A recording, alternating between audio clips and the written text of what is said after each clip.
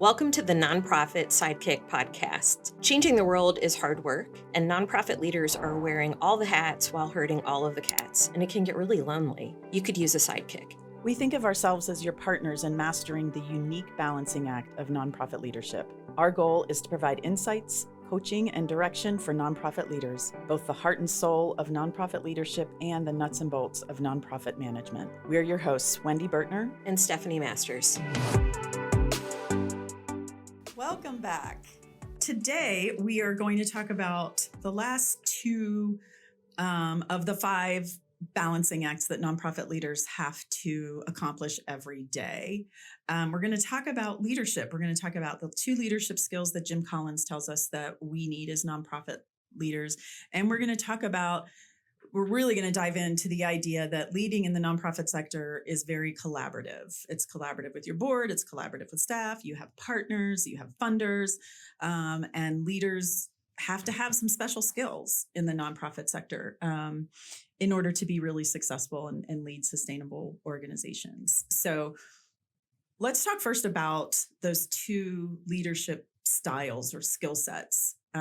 Jim Collins identifies them as an executive set of skills, executive leadership skills, and legislative leadership skills.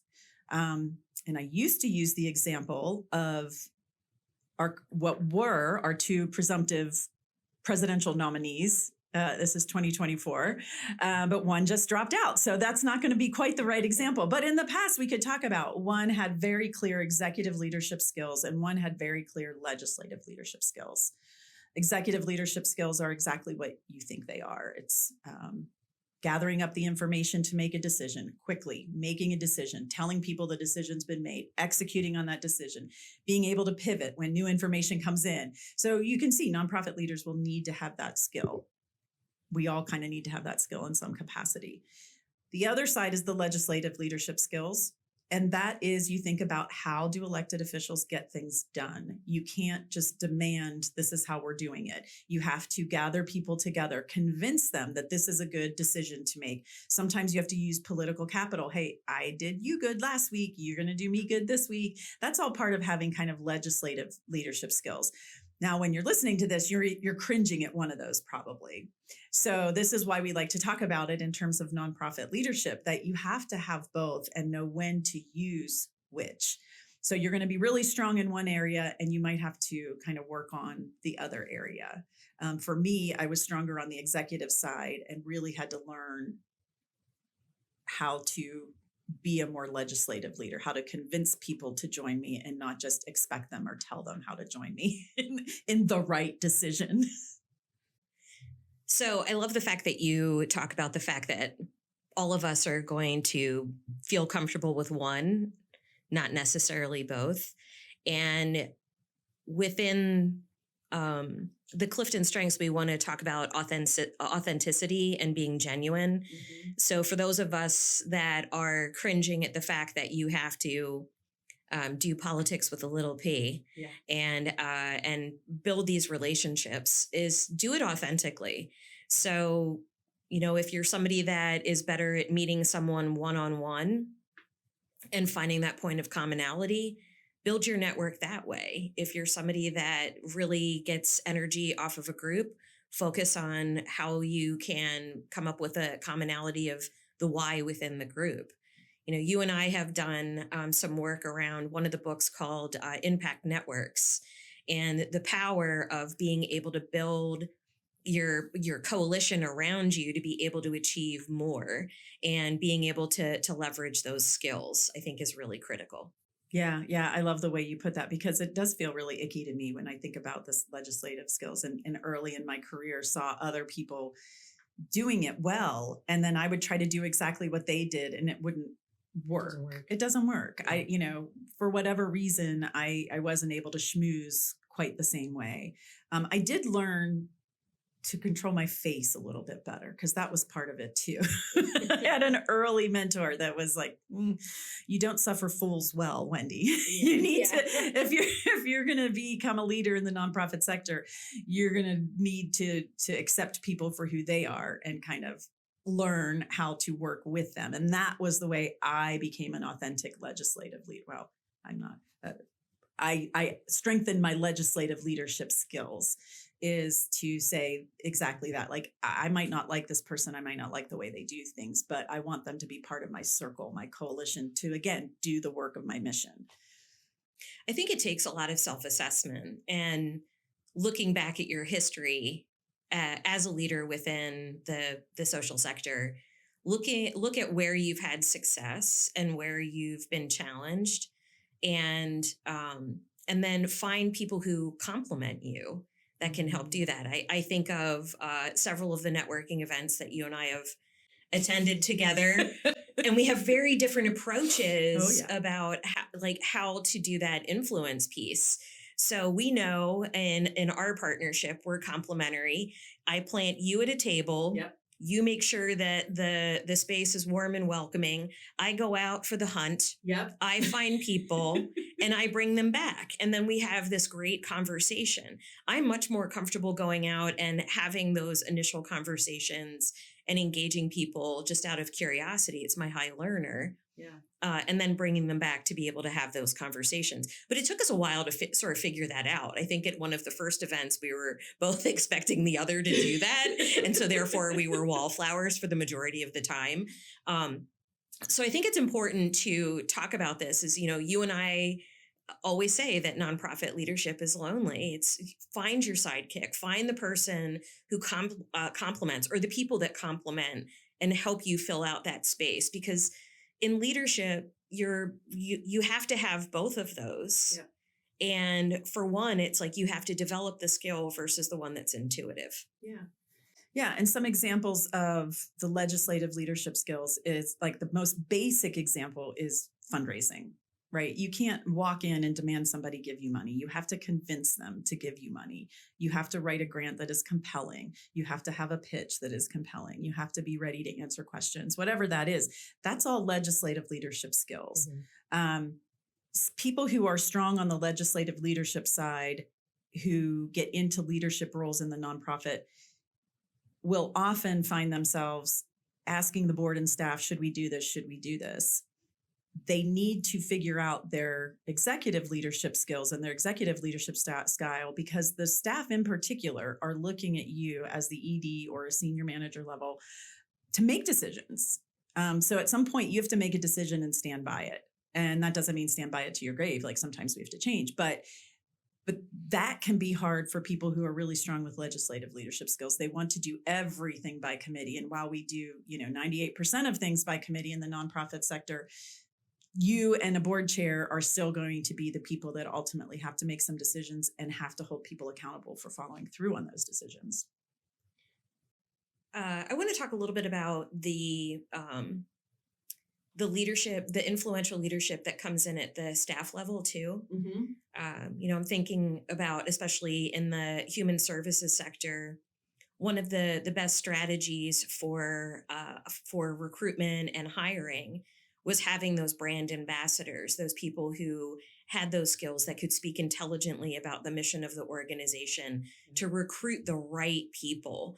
So when we look at this dual leadership approach, it doesn't just apply to the executive director, CEO, but how are we then empowering individuals throughout the organization to have that skill to be brand ambassadors internally and externally within the organization?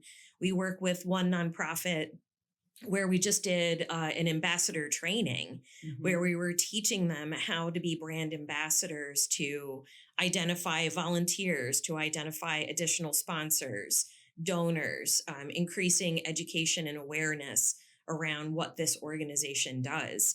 And so, we always focus on the executive directors because those are the majority of our direct clients and coachees. But I think that we also need to look at how are we empowering and also developing our staff to be able to do that as well. Absolutely. And, I jokingly said that I had a mentor and somebody that I reported to say to me, you don't suffer full well.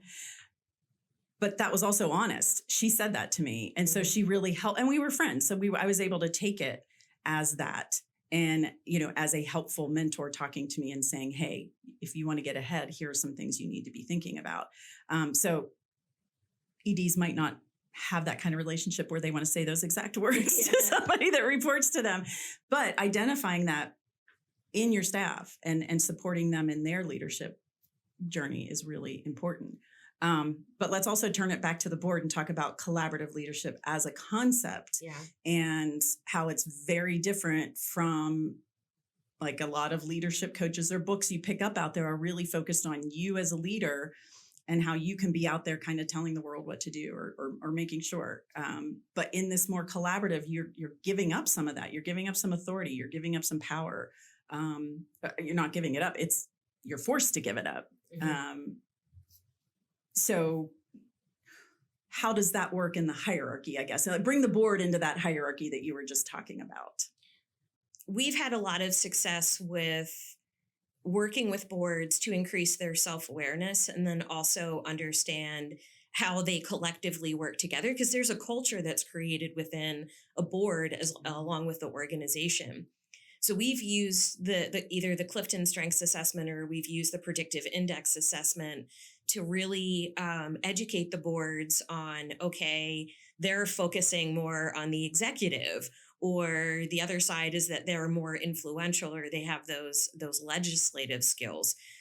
And what it does is it helps the board work more effectively with the leadership and the staff of the organization when they truly understand that maybe there's that misalignment, right? Where we have the executive director that is focused on, maybe they're a great executive or executive leadership skills and the board is legislative. So what it does is it creates a commonality in a language for them to understand, all right, this is my default. This is what I'm naturally going to go towards and pay attention to in board meetings or in, business planning, strategic planning. And what it does is it also creates this cohesiveness and this space for collaboration for people to understand how to leverage those skills in the right way for the betterment of the organization. Right. And that's kind of the definition of collaborative leadership right there. It's really, you have to kind of give up ego. You have to give up some of that power. You have to spread it around a little bit, recognize people for their strengths and what they're bringing to the table, recognizing them for their time commitment. I mean, we've looked at boards where, done the Clifton Strengths, looked at them and they're all in one category and they're really strong. And so we've recommended, hey, you need to have some people here who maybe have a softer touch and have more of those legislative leadership skills. So knowing that you need all of this, that comes into the collaborative leadership, recognizing it in others and kind of giving up on your ego as leader and saying, okay, I need you to lead this space for me, is just going to do better for your mission in the long term. It's going to support that mission. Your organization is going to do better things for longer. And with the collaborative leadership, it's also, how do you evaluate it? Because if you think about any relationship, there's always going to be this point where we don't get along or we don't agree. Right. And there has to be this space to, well, what happens when that occurs? So, a best practice that we always recommend to our clients is creating rules of engagement. So either, when a new board chair, vice chair, and the ED get together, it's creating those rules of engagement. How do we want to work together? What are the things that are non-negotiables on either side? And then if we recommend that every year you do a retreat and evaluate what's working, what isn't working, do a SWOT analysis, figure out how you need to continue to tweak. And I think so many organizations look past slowing down to reflect and evaluate before going into the next year. And what we see is that those bad habits or maybe those perceptions and closed mindsets come in where, I can't collaborate with her, or, this is the way that they operate and we're not going to change it, is that we're not engaging in the conversation to recognize that people can grow and change. Yeah. And one of the biggest things I think we hear when we do that are things like staff saying, board's not doing X. Board isn't, they should be fundraising. They're not fundraising. I'm just going to use that as an example. That's just one thing. When you switch it and you have this collaborative leadership mindset, again, we'll talk about mindsets, but you're thinking it's all of us. We all win together or we all lose together if you have to have that competitive piece to it. instead of, hey, the board's not doing what I think they should be doing. It's having that conversation and saying, and you have to pause, you have to make space for it, and you have to make sure that everybody can be heard and they can say what they need to say. But that's truly the way that collaborative leadership can work. Having that open space, but you also have to have a shared goal. Again, we go back to the planning where it's like everybody needs to be saying, yes, our boat is pointing in this direction and this is the pace we're going at. And if you don't have people on board with that, you need to take a step back and work on your collaborative leadership together. We're all going to work on this together. And a high level of communication. You need to be able to communicate with each other and hear it and feel safe. Communicating. All of these things are really important when you're talking about collaborative leadership. You used the phrase in the executive director boot camp that running partners on a mission. Yeah. I love that phrase. And it just and I because I am a runner, it's to me, this is my accountability partner. This is somebody that is going to push me into that uncomfortable space for both of us to grow and develop. But we have to be sort of at the same pace and the same mindset for it to work. Yeah.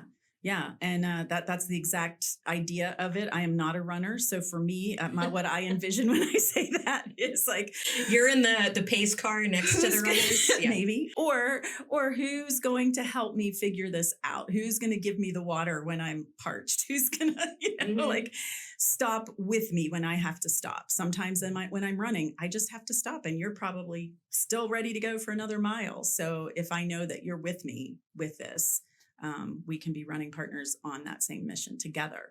The concept behind that is something that people miss sometimes too, and that is that we're sharing in the wins. There's a shared goal. There's a shared success. We're all succeeding. It's not just, oh, hey, we raised $1 million this year. Let's praise the fundraising team. It's really everybody doing that work together. And that person might have been the one that asked for that $1 million gift, but we all set the stage together to do it. I think that's a perfect summary of what we just talked about in today's episode is, we have to have those dual leadership skills in the executive and legislative, as well as everything that we do in the social sector is about collaborative leadership. That's great. So nonprofit leadership is lonely and everybody needs a sidekick to be able to do it effectively. Thanks for joining us today. If you need more information or would like to work with us, check out our website at nonprofitsidekick.com.